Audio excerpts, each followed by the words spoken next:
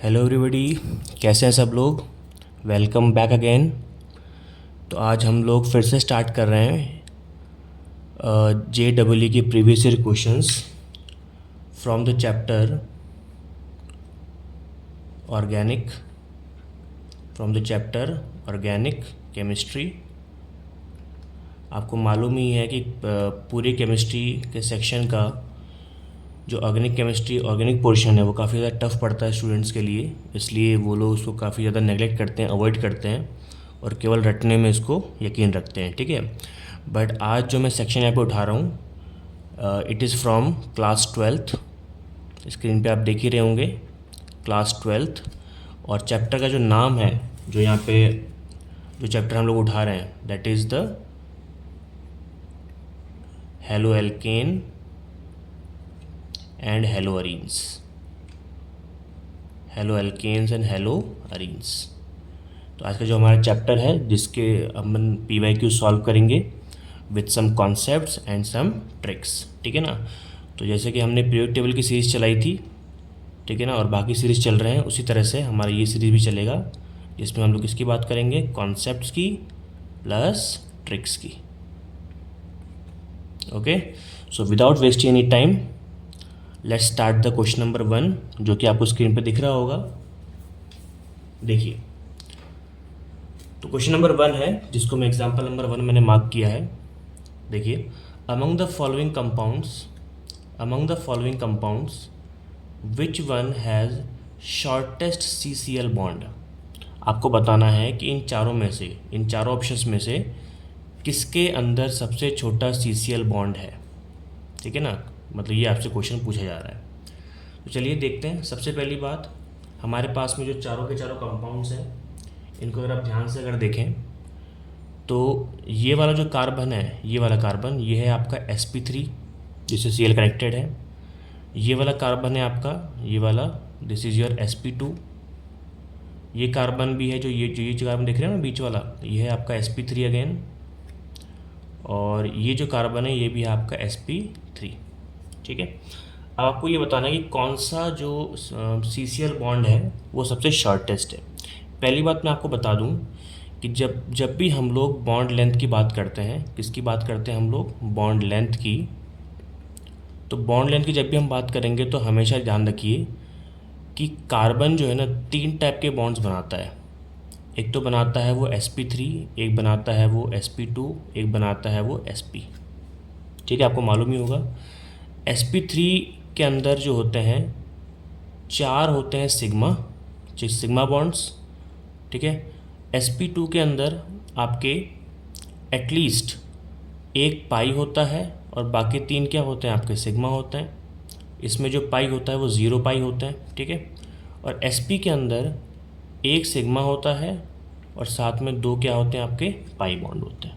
ठीक है, तो जब भी हम लोग बात करेंगे बॉन्ड लेंथ की, तो बॉन्ड लेंथ के अंदर क्या होगा, बॉन्ड जो होगा आपका, या तो वो कैसा होगा, वो या तो वो लॉन्ग होगा या तो वो शॉर्ट होगा। ठीक है ना, और जनरली क्वेश्चन किस पे आते हैं, शॉर्ट वाले पे आते हैं। जैसा कि अभी आपने क्वेश्चन देखा, ये आप देखिए, ये क्वेश्चन है JEE मेंस का, वो भी 2020 का। ठीक है ना, तो जब भी आपसे शॉर्टेस्ट या फिर शॉर्ट बॉन्ड लेंथ की बात करें तो आपको ध्यान रखना है, क्या ध्यान रखना है आपको, कि बॉन्ड लेंथ वो भी कौन सा वाला, शॉर्ट वाला है ना। Short bond length is always directly proportional to pi bonds. ठीक है ना, पाई बॉन्ड्स मतलब जितने ज़्यादा पाई बॉन्ड्स होंगे उतना ही ज़्यादा बॉन्ड कैसा हो जाएगा, आपका शॉर्ट हो जाएगा। ठीक है, तो यहाँ पे अगर आप एक चीज़ गौर करें तो यहाँ पे आप देखिए, ये जो है आपका, ये sp3 है, ये भी आपका sp3 है और ये भी आपका sp3 है। ठीक है ना, तो इन तीनों के अंदर ही क्या होगा, इन तीनों के अंदर बॉन्ड लेंथ ऑलमोस्ट सेम होगी। बॉन्ड लेंथ कैसी होगी बताइए, ठीक है ना, ऑलमोस्ट सेम हो जाएगी। ठीक है, बट चूंकि यहाँ पर sp2 है, इसलिए बॉन्ड लेंथ इन तीनों से क्या होगी, शॉर्ट हो जाएगी। ठीक है, दैट्स वाई जो हमारा आंसर होना चाहिए यहाँ पे, वो आंसर क्या होना चाहिए, जल्दी बताइए। और आंसर शुड बी बी। हमारा आंसर क्या होना चाहिए, बी होना चाहिए। तो उम्मीद करता हूँ ये क्वेश्चन आपको समझ में आया होगा। बहुत ही सिंपल सा क्वेश्चन था ये, और इस क्वेश्चन में बस आपको पहचानना था कि कौन सा बॉन्ड लेंथ शॉर्ट है ना, कौन सा बॉन्ड आपका CCl का शॉर्ट है। बस आपको यही देखना है। क्या देखना है, मैंने आपको ट्रिक बताई थी जस्ट अभी कि bond length, short bond length is directly proportional to pi bond. जितने ज़्यादा पाई बॉन्ड बढ़ेंगे उतना ही ज़्यादा आपका बॉन्ड कैसा हो जाएगा, शॉर्ट हो जाएगा। क्लियर, आगे बढ़ें, चलिए आगे बढ़ते हैं। नेक्स्ट क्वेश्चन देखते हैं क्या है।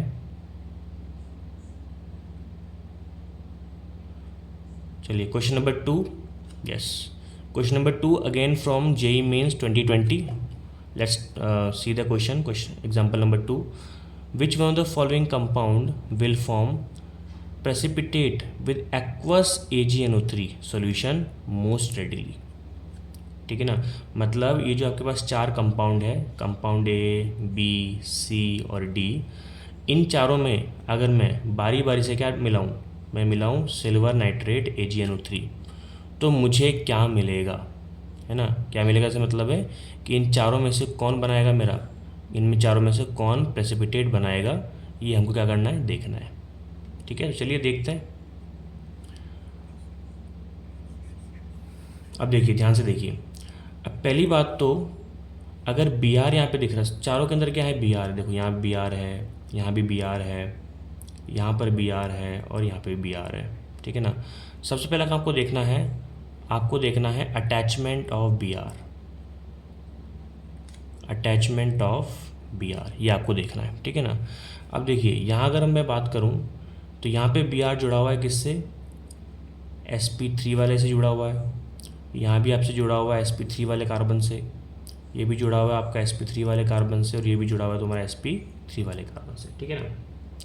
आपको बस ये देखना है कि अगर अटैचमेंट सेम है, जैसे मैं अगर बात करूँ अटैचमेंट की, तो यहाँ पे अटैचमेंट क्या होगा, सेम होगा, sp3 अटैचमेंट है, नो डाउट, है ना। तो अटैचमेंट जब सेम होता है तो अपन को ये देखना होता है कि अगर मैं Br को रिमूव कर दूँ, इफ़ Br इज़ रिमूव्ड, अगर Br को रिमूव कर दिया जाए तब क्या बनेगा, ऑब्वियस सी बात है, C के ऊपर क्या आ जाएगा, पॉजिटिव चार्ज, जिसको हम लोग क्या बोलते हैं, हम लोग कहते हैं कार्बोकैटायन। क्या बोलते हैं जी, कार्बोकैटायन। तो कौन सा कार्बोकैटायन स्टेबल है, कौन सा कार्बोकैटायन क्या है, स्टेबल है, ये हमको चेक करना होता है। ठीक है ना। तो अब देखिए ध्यान से, मैं यहाँ पे इसको रब कर देता हूँ, इन सबको रब कर देता हूँ मैं। अब देखिए पहले मैं बात करता हूँ इस वाले Br की, तो ये कौन सा कार्बन हो गया, ये आपका कार्बन कौन सा है, ये आपको बताना है। ये कार्बन कौन सा है, ये कौन सा वाला कार्बन है, और ये कौन सा वाला कार्बन है। ठीक है ना। तो अगर हम ध्यान से इन चारों को अगर देखें तो आपको एक चीज़ ज़रूर ऑब्जर्व हो रही होगी, क्या, कि ये चारों के चारों ही C+ बना सकते हैं। ठीक है ना। लेकिन इन सब कार्बोकैटायन के अंदर स्टेबिलिटी किसकी है, और केवल फर्स्ट वाले की। कारण क्या है इसका, जब Br यहाँ से निकला तो Br निकलते यहाँ पे क्या बन गया, पॉजिटिव चार्ज। इस पॉजिटिव को कौन स्टेबल कर सकता है, ये वाला नाइट्रोजन, जिसके पास क्या है, लोन पेयर। ये लोन पेयर क्या हो सकता है, यहाँ पे डोनेशन में जा सकता है, और यहाँ पे क्या बन सकता है आपका डबल बॉन्ड। कैसे बन सकता है, देखिए ध्यान से, मैं यहाँ पे बना के दिखाता हूँ आपको। ऑर्गेनिक के अंदर आपको सारी चीज़ें मालूम होनी चाहिए on the basis of reaction, है ना। अगर आपको रिएक्शन मालूम है तो सारा काम आपका इजीली हो जाएगा। चलो देखिए कैसे, मैं इसका स्ट्रक्चर, इसको भी रब कर देते हैं ना, इसको रब कर देते हैं। देखिए इसको मैं बनाता हूँ, नाइट्रोजन, ये आपकी कार्बन की रिंग, यहाँ पर है Br। ठीक है ना। Br को मैंने रिमूव कर दिया, और जैसे मैंने Br को रिमूव किया तो मुझे क्या मिला, मुझे मिला ये। ठीक है। और मुझे मालूम है कि नाइट्रोजन के पास में क्या है, लोन पेयर, और अगर नाइट्रोजन के पास में लोन पेयर है तो क्या होगा, रेजोनेंस, कार्बोकैटायन की स्टेबिलिटी के लिए। और जैसे कार्बोकैटायन की स्टेबिलिटी के लिए यहाँ पे रेजोनेंस होगा तो मुझे क्या मिलेगा, मुझे मिलेगा नाइट्रोजन, इस तरह से रिंग, डबल बॉन्ड, है ना, और यहाँ पे CH2 तो है ही, और कार्बन, नाइट्रोजन के ऊपर क्या आ जाएगा, पॉजिटिव चार्ज। ठीक है। और जब नाइट्रोजन की मर्जी होगी दोबारा से क्या करेगा, ये दोबारा से इलेक्ट्रॉन खींच लेगा और वापस से सेम कंडीशन ऐसी आ जाएगी। तो ड्यू टू द रेजोनेंस, ठीक है ना, आपका जो A कंपाउंड है, A compound is what A compound is more stable. इसलिए AgNO3 केवल इसके Br को ले जाकर ही PPD बना सकता है। क्यों? अगर इसके ऊपर प्लस आया भी तो भी नाइट्रोजन क्या करेगा, उसको स्टेबल कर देगा। बाकी में देखो, बाकी में सुविधा नहीं है। अगर यहाँ पे प्लस आया तो नाइट्रोजन के लोन पेयर यहाँ है, इस कार्बन को इलेक्ट्रॉन देगा, वो इसको थोड़ी देगा, है ना। यहाँ पे देखिए, यहाँ से Br गया तो यहाँ पे लोन पेयर आ गया, ये ना ऑक्सीजन। ऑक्सीजन जो है कभी भी कौन सा बॉन्ड नहीं बनाता, कभी भी 3 बॉन्ड नहीं बनाता, है ना, तो काफ़ी अनस्टेबल हो गया। ये वाला नाइट्रोजन देखो, आप बोलोगे ये वाला क्यों नहीं है, तो इस वाले पॉजिटिव में आप देखिए ध्यान से, अगर यहाँ पे पॉजिटिव आया तो इसके पास लोन पेयर तो है या रेजोनेंस करके स्टेबल भी हो सकता है, लेकिन साथ में क्या आ गया है, बेंजीन रिंग। अगर बेंजीन रिंग साथ में जुड़ा हुआ है तो नाइट्रोजन इसको इलेक्ट्रॉन देने के बजाय इसको इलेक्ट्रॉन क्यों नहीं देगा? मालूम है ना आपको, जैसे आपने इस तरह का स्ट्रक्चर पढ़ा होगा, अगर आपने पढ़ा है तो NH2 वाला, एनिलीन बोलते हैं ना इसको, एनिलीन। तो एनिलीन के अंदर भी क्या होता है, नाइट्रोजन का लोन पेयर कहाँ पार्टिसिपेट करता है, रेजोनेंस के अंदर। कौन सा इफेक्ट की वजह से, +M इफेक्ट की वजह से, ठीक है ना। अगर यहाँ पे बेंजीन नहीं होता, अगर ये बेंजीन यहाँ पे नहीं होता, कुछ और होता, तब अपन इसको भी कंसिडर करते। बात समझ में आ गई कि आंसर A क्यों है, D क्यों नहीं है, जबकि दोनों के पास ही सेम टाइप ऑफ स्टेबिलिटी आ सकती है। वो कारण यही है कि यहाँ पे नाइट्रोजन के पास +M इफेक्ट नहीं है, बट यहाँ पे नाइट्रोजन क्या कर रहा है, +M इफेक्ट लगा रहा है due to the presence of benzene. सबको बात समझ में आ गई? किसी भी तरह का डाउट अगर है तो आप मुझसे ज़रूर पूछिएगा कमेंट सेक्शन में, ठीक है। आपका आंसर क्या हो गया, आपका यहाँ पे A आंसर हो गया। आगे बढ़ते हैं क्वेश्चन नंबर 3 की तरफ।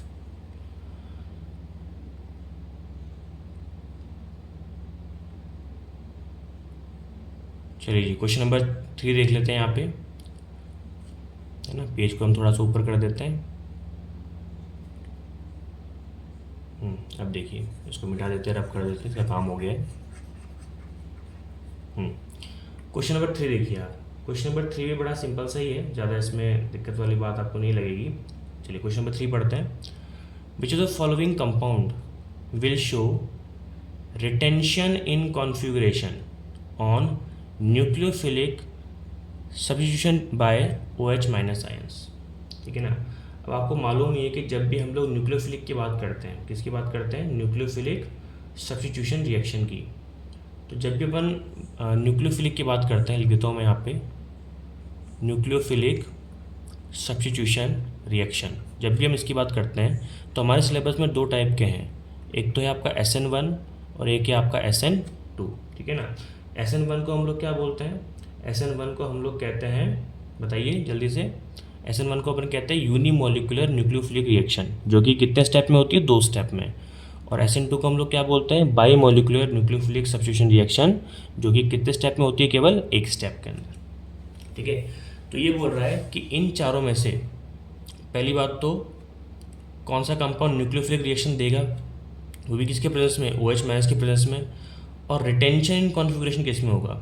रिटेंशन का मतलब ये होता है कि कॉन्फ़िगरेशन चेंज नहीं होती, जैसी कॉन्फ़िगरेशन पहले थी वैसी कॉन्फ़िगरेशन प्रोडक्ट में भी रहनी चाहिए, ठीक है। तो ध्यान से अपन देखते हैं।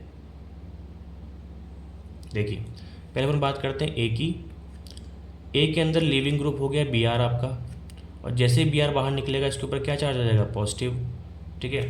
और ये पॉजिटिव जो है बेंजीन के द्वारा स्टेबलाइज्ड है।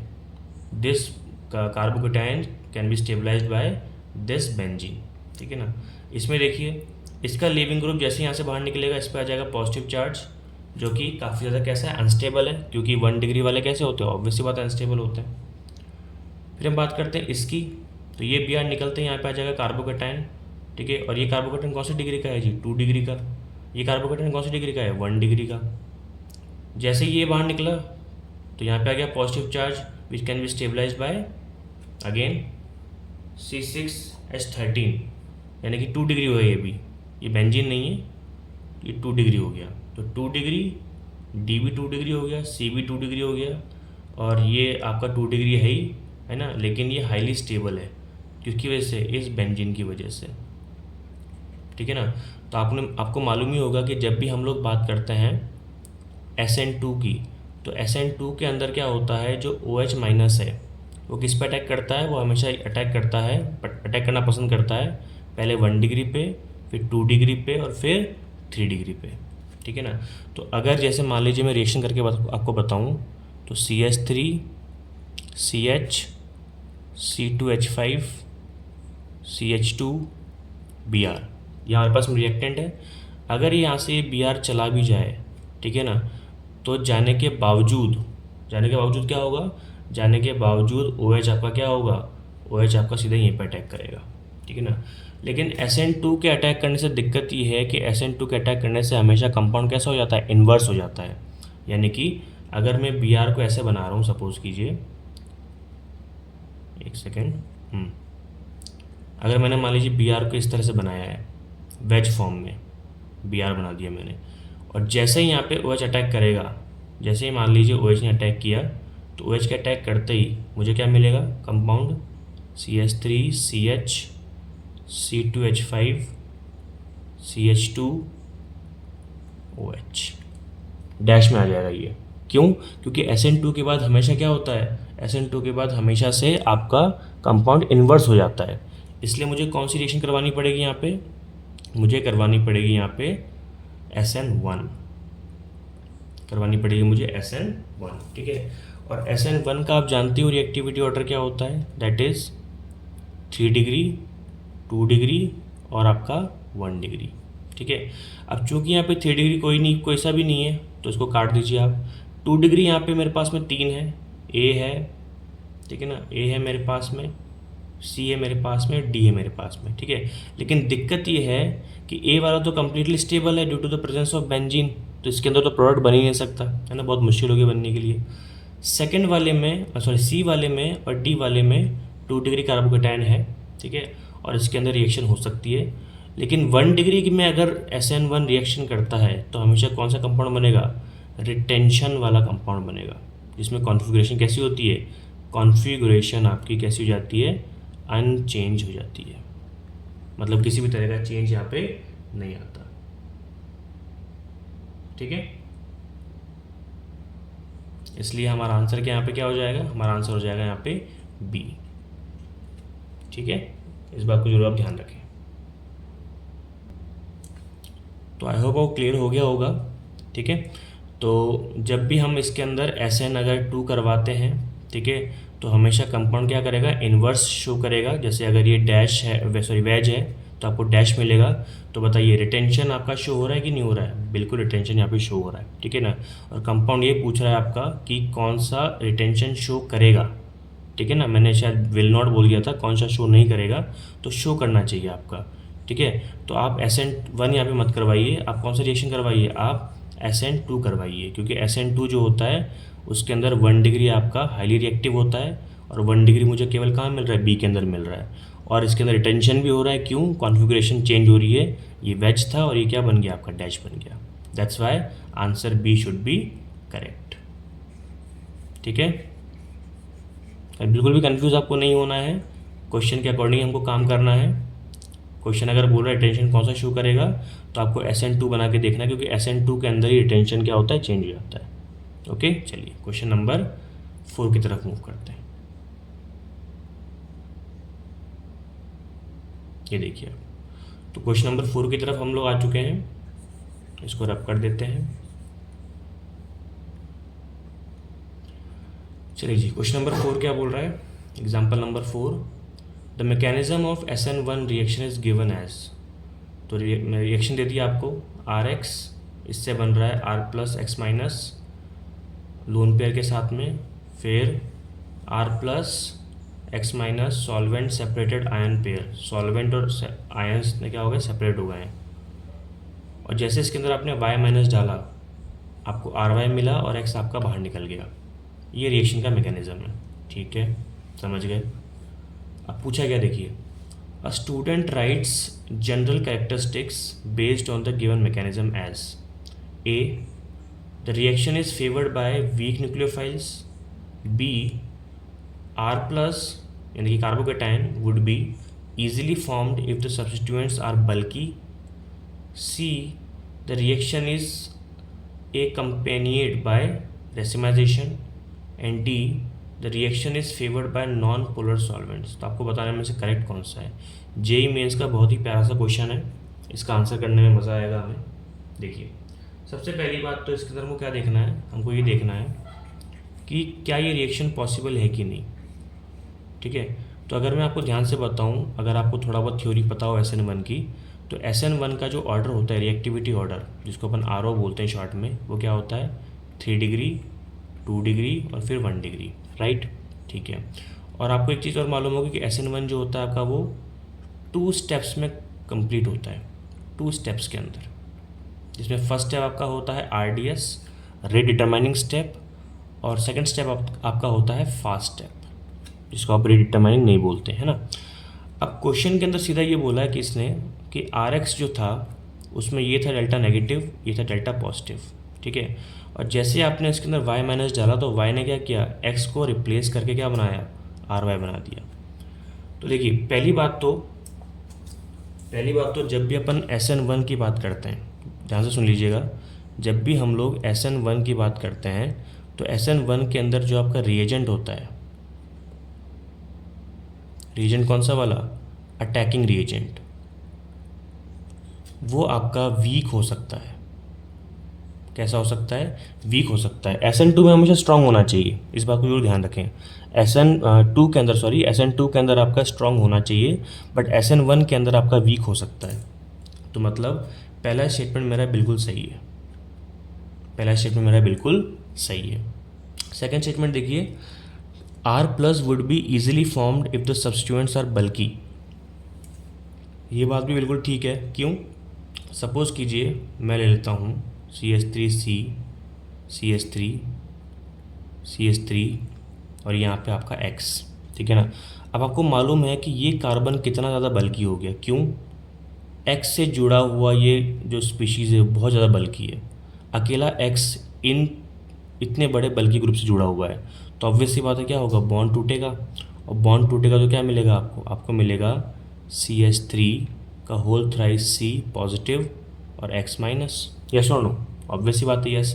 तो ये बात बिल्कुल ठीक है कि अगर आपका ग्रुप बल्की है इसकी तरह तो आपका C+ ईजिली बन जाएगा, ठीक है ना। तो ये भी बिल्कुल ठीक है, बी स्टेटमेंट बिल्कुल ठीक है।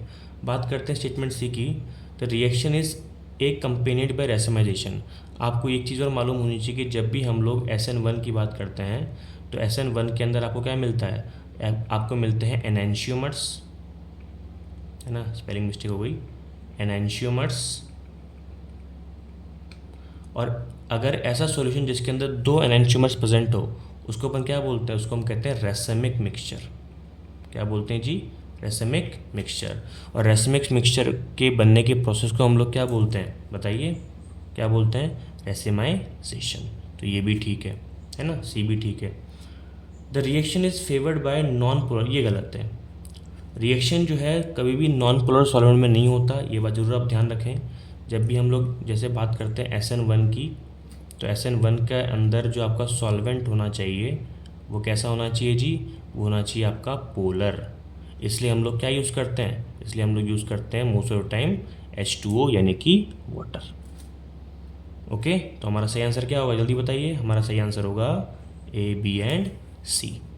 तो JEE मेंस का बड़ा ही प्यारा सा क्वेश्चन 2020 का पूरा जो है कॉन्सेप्ट बेस्ड था, ठीक है। अगर आपको SN1 अच्छे से आता है, आपने डीपली पढ़ रखा है और जो मैंने सारी चीज़ें बताई वो आपको पता है, तो आराम से क्वेश्चन डुएबल था और आपके कम्प्लीटली पूरे मार्क्स आते।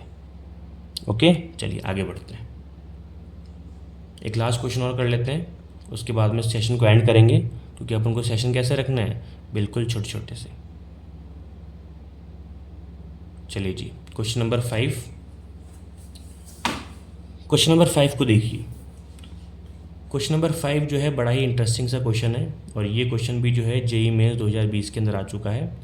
तो अपन क्वेश्चन नंबर 5 को देख लेते हैं। क्वेश्चन नंबर 5 जो है बहुत ही अच्छी चीज़ बोल रहा है। यहाँ पे आपको एक रिएक्शन सीक्वेंस दे रखी है, अगर आप देख सकते हैं यहाँ पे reaction number 1 and reaction number 2, ठीक है। और आपसे बोल रहा है कि कौन सा स्टेटमेंट ट्रू है ना, कौन सा स्टेटमेंट आपका ट्रू है, सही है। चलो देखते हैं। सबसे पहले पाथवे के अंदर जो रिएक्शन 1 है इसके अंदर आपको दे रखा है एक 3 डिग्री अल्काइल हैलाइड, इसके अंदर बेस डाला वो भी एक्वस, तो आपको अल्कोहल मिल गया वो भी 3 डिग्री वाला अल्कोहल, ठीक है ना। और इसकी रेट दे दी है आपकी के टर्शरी ब्यूटाइल ब्रोमाइड, ठीक है, ओके। सेकेंड पाथवे के अंदर अगेन 3 डिग्री आपके पास में अल्काइल हाइड है।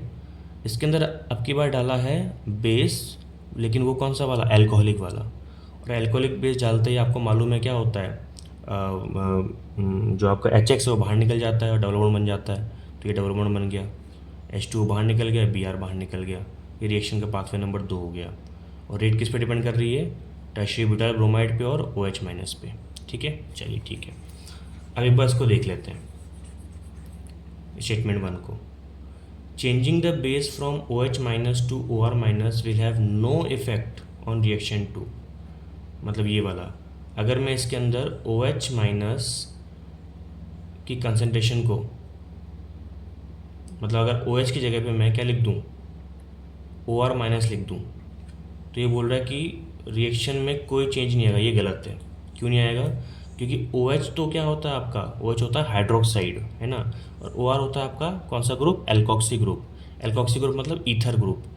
जितना अच्छा अटैकिंग रिएजेंट आपका OH माइनस है, मतलब जितना अच्छा आपका अटैकिंग रिएजेंट, मतलब जितना अच्छा आपका OH माइनस कैसा है, न्यूक्लियोफाइल है, NU माइनस, उतना ही अच्छा न्यूक्लियोफाइल OR माइनस नहीं है, ठीक है ना।